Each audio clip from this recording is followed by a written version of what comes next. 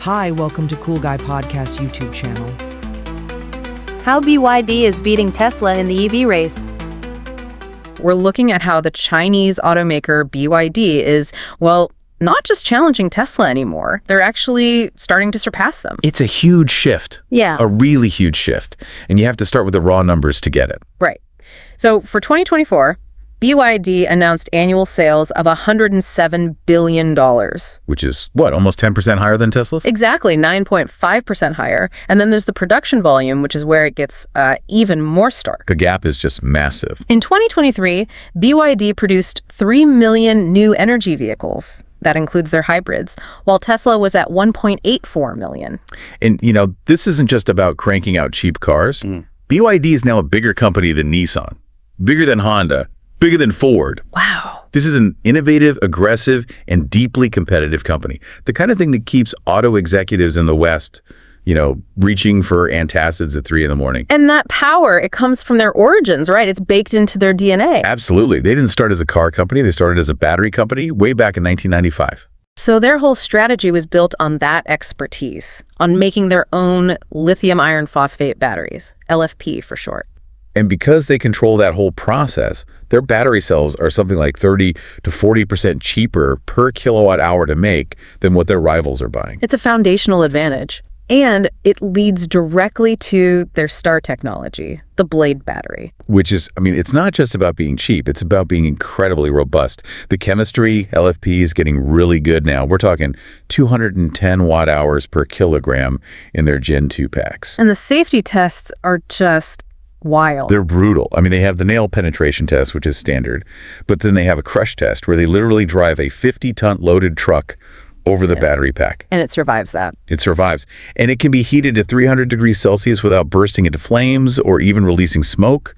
That's a huge psychological win for consumers. And they're putting that tech in everything, from the tiny Seagull, which starts around, $10,000? Yeah, about that. All the way up to their luxury supercar brand, Yangwang. That scale gives them massive cost control and a huge pool of data to innovate from. Which brings us to their next big claim. The head turner. In March 2025, they announced a new EV platform that can supposedly add 250 miles of range in just 5 minutes. Suggesting a 1,000 kilowatt charging capability.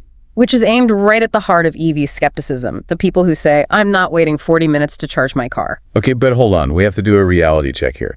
The physics of charging just don't really work that way. It's not a simple linear equation. Really not linear. And first, there's the infrastructure gap. Where are you going to find a 1,000 kilowatt charger? He was going to ask. The fastest ones in the US top out at 350 kilowatts, which is barely a third of what they're claiming. Exactly. And that's before we even get to the car's acceptance rate. Think of it like trying to stuff clothes into a washing machine. You can jam them in fast at the beginning, but you have to slow down as it gets full. A battery is the same. It only charges at that max speed for a tiny window. Then it has to slow way down, especially above 80%. Or you risk damaging the cells. You damage the cells, shorten the battery life, or, start a fire.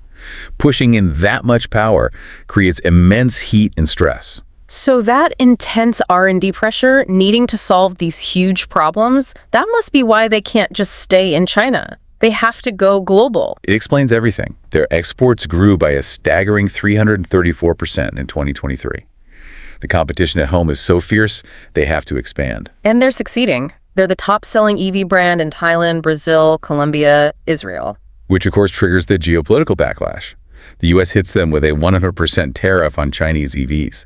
The EU is launching investigations into subsidies. But BYD is already a step ahead, aren't they? They're building a factory in Mexico. To potentially use the old NAFTA rules to get into the North American market. It's a constant chess game. And it's all funded by this incredible innovation engine, 100,000 engineers, and 25,000 patents.